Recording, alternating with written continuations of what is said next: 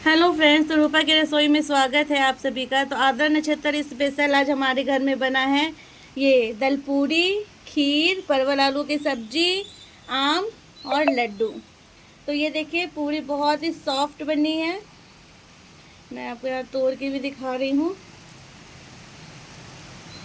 हम बिहारियों का स्पेशल थाली भी इसे कह सकते हैं। ये देखिए बहुत अच्छे से स्टफिंग भी किया हुआ है।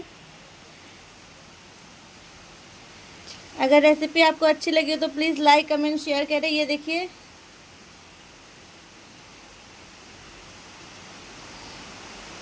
तो चलिए इस थाली को बनाना स्टार्ट करते हैं। सबसे पहले हम बनाएंगे खीर।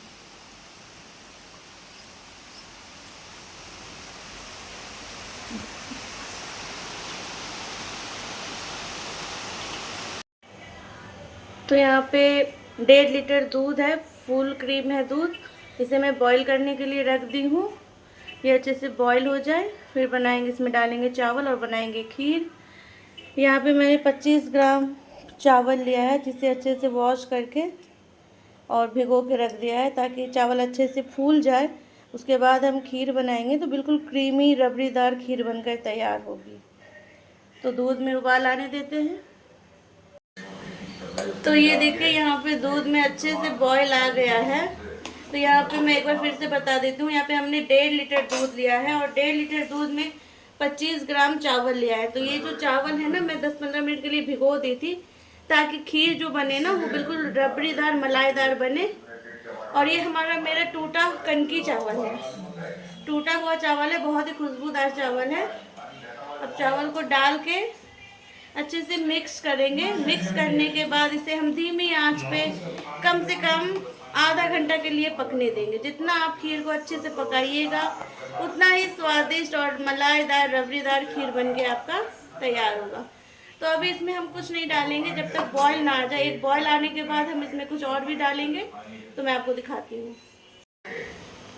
तो ये देखिए खीर में बहुत ही अच्छा सा बॉयल आ चुका है और बिल्कुल आपको इसके स्लो फ्लेम पे ही पकाना है। ये मैं आपको बार बार बता रही हूँ। इस तरीके से साइड साइड को थोड़ा थोड़ा खुरेच लेंगे, जो कि जो भी मलाई लगा है ना वो आपके दूध में आ जाए। ठीक है, अब हम इसमें डालेंगे इलायची। तो यहाँ पे मैं ये देखिए 4-5 इलायची ले ली हूँ। थोड़ा सा इसे मैं क्रश कर लूँगी और क्रश करके डालूंगी। ये देखिए क्रश कर लिया है। अब इसे मैं डाल दूंगी और इसे धीमे आंच पे हम पकने देंगे। खूब अच्छे से खीर को पकाएंगे जब तक खीर बिल्कुल गाढ़ी रबड़ीदार मलाईदार ना हो जाए। ठीक है, और चीनी अभी नहीं डालेंगे, पहले हम इसे पकाएंगे। दूध जब गाढ़ा हो जाए, आधा हो जाए दूध, तब हम डालेंगे इसमें चीनी। धीमे आंच पे अब हम इसे पकने देंगे। तो ये देखिए दूध बहुत अच्छे से गाढ़ा हो चुका है। अब खीर को और भी स्वादिष्ट और भी टेस्टी एकदम मलाई रबड़ीदार बनाने के लिए मैं इसमें ऐड करूँगी मिल्क पाउडर। इससे खीर का टेस्ट बहुत ही अच्छा आता है। तो यहाँ पे मैं ये देखिए 1 चम्मच के करीब, सॉरी 2 चम्मच के करीब मैं भर के इसमें ऐड करूँगी। बिल्कुल धीमी आंच पे खीर बनाएंगे तसल्ली रखते हुए, ताकि खीर आपका बहुत ही अच्छा रबड़ीदार बनकर तैयार हो। इसी स्टेज में मैं डाल रही हूँ आधा कटोरी चीनी, क्योंकि मिल्क पाउडर में भी मिठास होता है, इसलिए यहाँ पे मैं आधा कटोरी चीनी का इस्तेमाल कर रही हूँ। अगर आप ज़्यादा खाना पसंद करते हैं तो आप ज़्यादा भी डाल सकते हैं। यहाँ पे मैं कम ही डाल रही हूँ। साथ ही मैं डाल रही हूँ काजू और किशमिश को इस तरीके से चॉप कर लिया है, इसे भी मैं डाल दूँगी। अब इन सभी चीज़ों को फिर से अच्छे से मिक्स करेंगे और स्लो फ्लेम तक बिल्कुल और गाढ़ा करेंगे। जब तक ये गाढ़ा ना हो जाए बिल्कुल मलाई के जैसा, रबड़ी के जैसा, तब तक खीर को पकाते रहेंगे। तो ये देखिए यहाँ खीर बनकर बिल्कुल तैयार है। बिल्कुल गाढ़ा और रबड़ीदार मलाईदार खीर बनकर तैयार है। खुशबू बहुत ही अच्छी आ रही है, सौंधी सौंधी। यहाँ पे हमने आपको शुरू में ही बताया था कि आधा घंटा पकाना है, लेकिन यहाँ मुझे इस खीर को बनाने में आधा घंटा से भी ज़्यादा का समय लगा है। मान लीजिए 1 घंटे का समय लगा है, क्योंकि मैं बिल्कुल लो फ्लेम पे खीर को बनाई हूँ। बहुत ही, अब जितना लो फ्लेम पे और तसल्ली से धीरे धीरे धीमी आंच पे बनाएंगे ना खीर, आपका उतना ही स्वादिष्ट बनेगा। ये देखिए चावल भी बहुत अच्छे से गल गया है। अब इस स्टेज पे हम खीर को बंद करेंगे। ये जैसे जैसे ठंडा होगा ये और भी गाढ़ा हो जाएगा।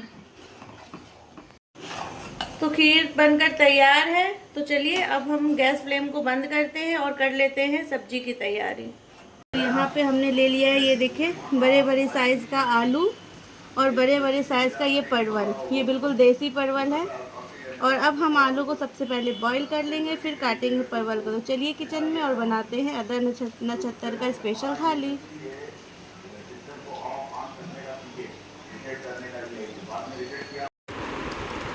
तो ये देखिए परवल को इस तरीके से मोटे मोटे टुकड़ों में कट कर लिया है। एक परवल को 4 टुकड़ों में कट किया है। इसी तरीके से सारे परवल को हम कट कर लेंगे। और चलिए अब बनाते हैं परवल आलू की सब्जी। तो कुकर में आलू डाल दिया है। अब हम इसमें डालेंगे पानी। 1 गिलास के करीब हमने पानी डाला है। अब इसे हम 2 से 3 सीटी आने तक बॉईल कर लेंगे।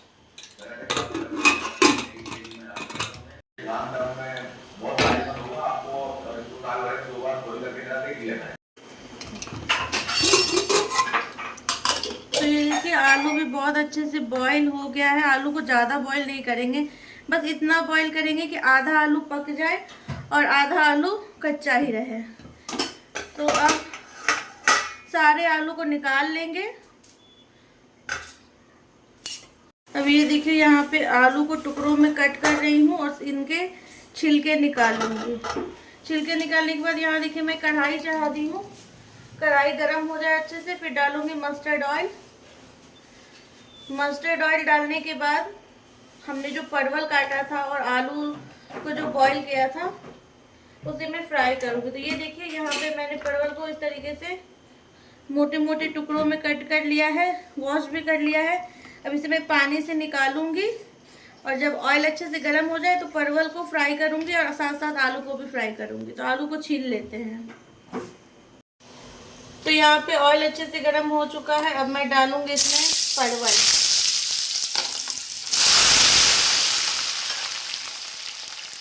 साथ ही मैं डालूंगी हल्दी। अब इन सभी चीज़ों को अच्छे से मैं परवल को फ्राई कर लूँगी।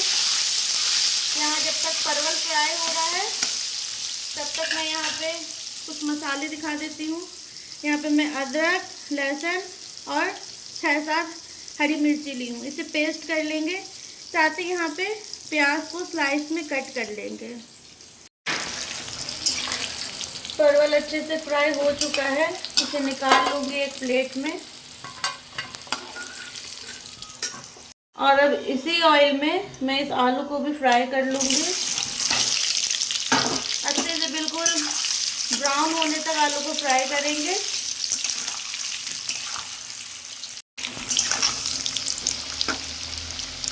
आलू भी अच्छे से फ्राई हो चुका है, ये देखिए। अब इस स्टेज में हम आलू को भी निकाल लेंगे एक प्लेट में।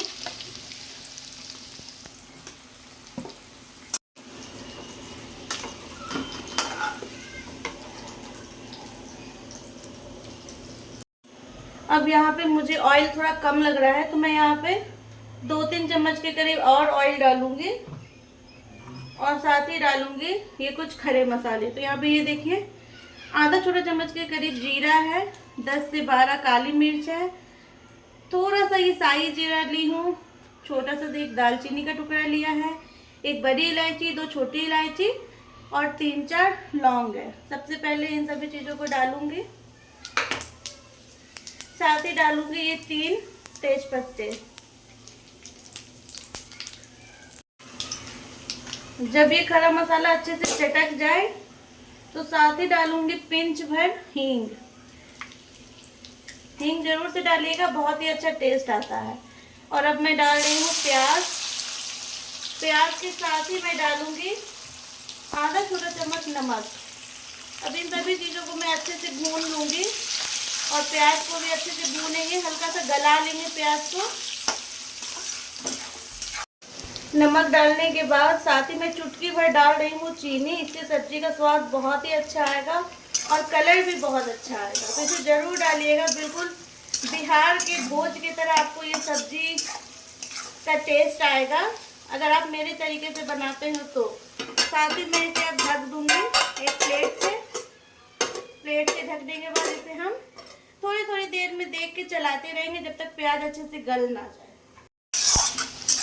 प्याज अच्छे से गल गया है और हल्का सा लाल भी हो गया है। बस इतना ही हम प्याज को लाल करेंगे, ज़्यादा लाल नहीं करेंगे, नहीं तो कड़वा टेस्ट आ जाएगा। अब इसी स्टेज पे हम डालेंगे मसाला।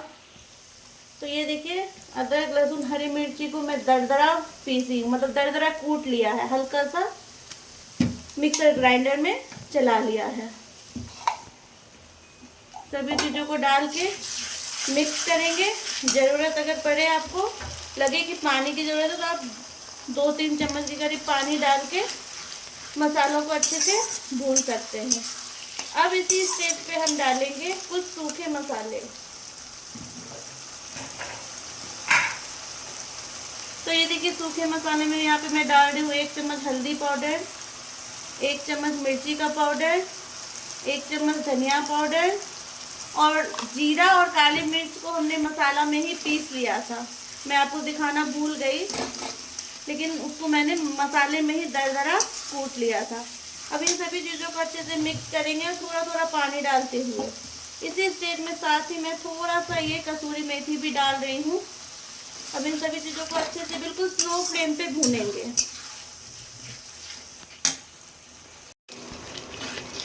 अब यहाँ पे मैं डाल रही हूँ नमक। तो नमक पहले भी प्याज को गलाने में मैं डाली हूँ आधा चम्मच। अब यहाँ पे मैं स्वाद अनुसार नमक डालूंगी, थोड़ा कम ही डालेंगे क्योंकि प्याज को गलाने के समय भी नमक डाला था। अब इन सभी चीज़ों को मिक्स करेंगे, थोड़ा थोड़ा पानी डालते हुए मसाला को अच्छे से भून लेंगे। तो ये देखिए, मसाला अच्छे से भून गया है, ऑयल जो है बिल्कुल सेपरेट हो गया है, ऊपर ऊपर आ गया है। अब इस स्टेज पे मैं सबसे पहले थोड़ा सा पानी डालूंगी, मिक्स करेंगे, और मैं डाल रही हूँ ये किचन किंग मसाला, 1 चम्मच भर के मैं डाली हूँ किचन किंग मसाला। अब साथ ही मैं डालूंगी फ्राई किए हुए परवल को, और आलू को इस तरीके से हल्का सा क्रश कर लेंगे, तोड़ के डालेंगे आलू को। इससे ग्रेवी भी अच्छी बनेगी और स्वाद भी बहुत अच्छा आएगा। हल्का सा आलू कच्चा है तो वो अभी जब बॉईल करेंगे ना तो वो पक जाएगा। सभी चीज़ों को अच्छे से मिक्स करेंगे। मिक्स करने के बाद 5 मिनट और हम इसे अच्छे से फ्राई कर लेंगे, उसके बाद डालेंगे पानी।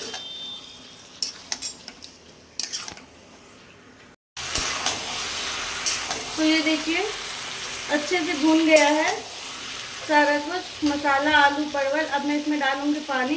तो यहाँ पे पानी आप अपने हिसाब से डालिएगा, कम ज़्यादा, गाढ़ा पतला जैसा आपको रखना हो उस हिसाब से डालिएगा। अब इसे स्लो फ्लेम पे आलू पकने तक बॉईल आने देंगे। बिल्कुल स्लो फ्लेम पे ही बनाएंगे ताकि सब्जी आपका बहुत ही स्वादिष्ट बनकर तैयार हो। इसे ढक देंगे और बॉईल आने देंगे।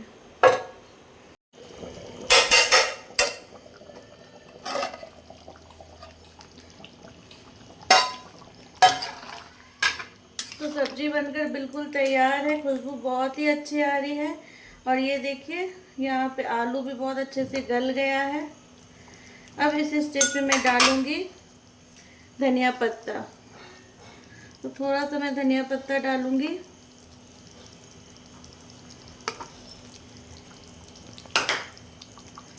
और अब मैं गैस फ्लेम को बंद करूंगी। सब्जी बनकर बिल्कुल तैयार है।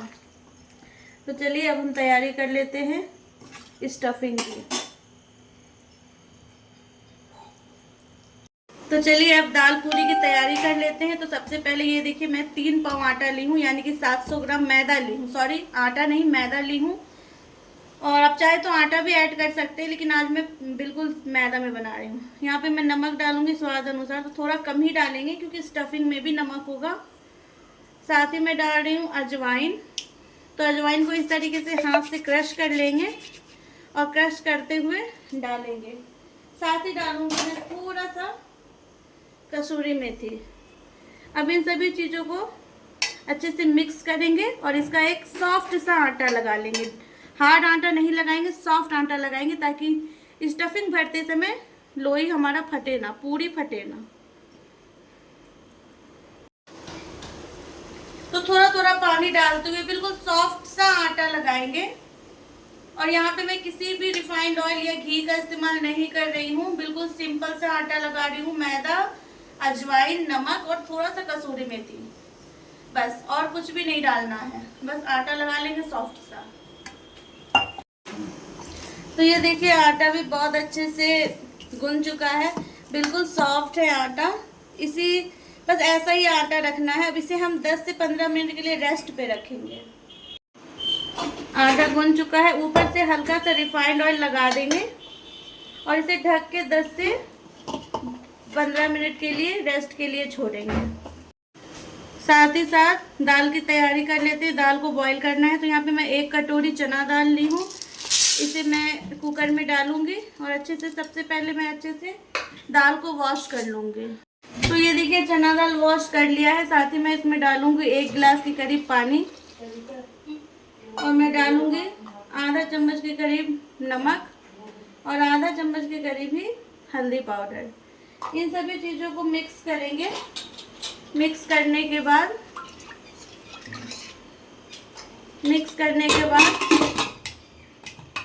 3 सीटी लगा लेंगे ताकि दाल को ज़्यादा गलाना नहीं है। इतना दाल गलना चाहिए कि आधा कच्चा ही हो दाल और आधा पका हो।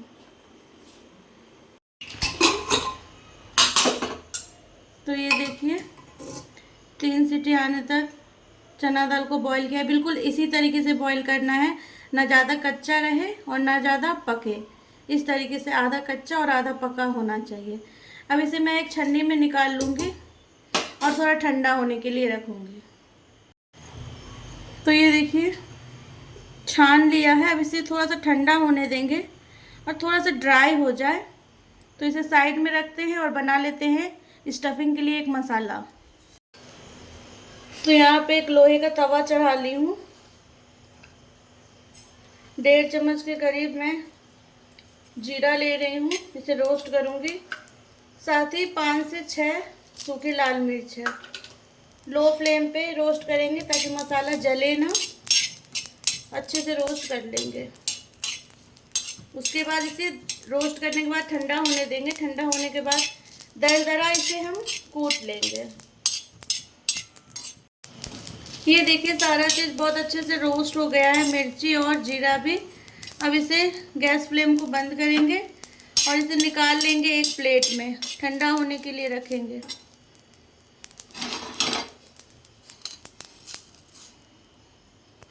जब ये अच्छा से ठंडा हो जाए तो इसे दरदरा कूट लेंगे। मिक्सी के जार में जीरा और लाल मिर्च को दरदरा सा कूट लिया है। अब सेम उसी जार में मैं डालूंगी चना दाल जो उबला हुआ है। साथ ही मैं डालूंगी कुछ हरी मिर्ची। तो यहाँ पे 4 हरी मिर्ची है, इसको इस तरीके से काट के डालूंगी ताकि अच्छे से ग्राइंड हो जाए। साथ ही डालूंगी 2 टुकड़ा अदरक का, इसको भी छोटा छोटा करके डाल लेंगे।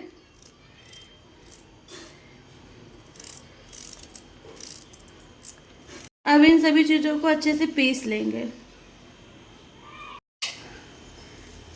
तो ये देखिए पीस लिया है। अब इसे मैं एक बाउल में निकाल लूँगी।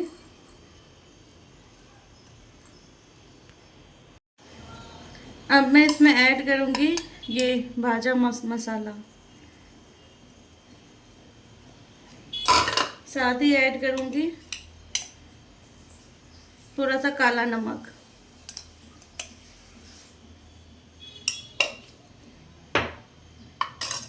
ऐड करूँगी धनिया।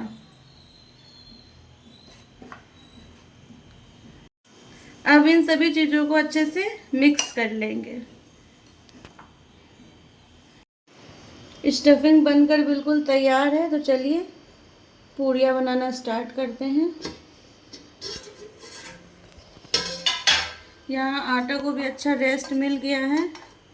एक बार अच्छे से हम फिर से इसे मसल लेंगे। सूखे आटा में थोड़ा लपेट लेंगे और इस तरीके से अंदर की तरफ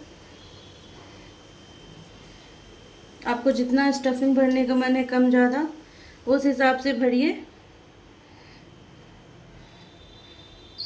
अच्छे से सील कर दीजिए।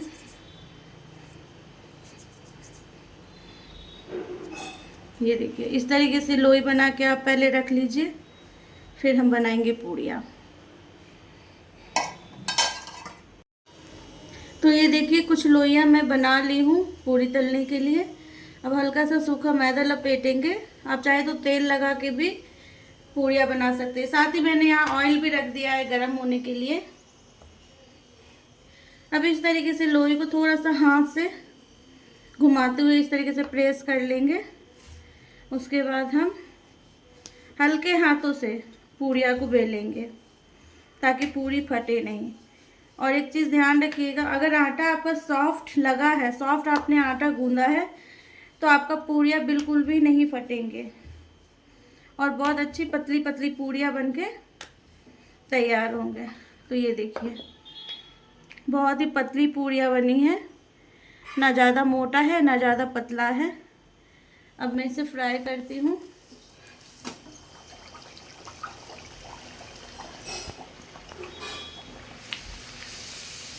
ये देखिए,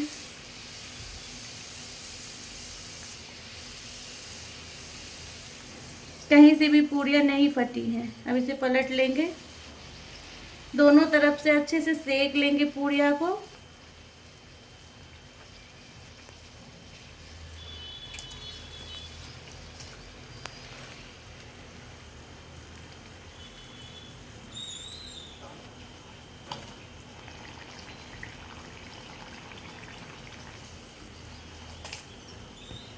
और इसे निकाल लेंगे तेल से। इसी तरीके से सारी पूड़ियाँ को गर्मा गर्म छान लेंगे।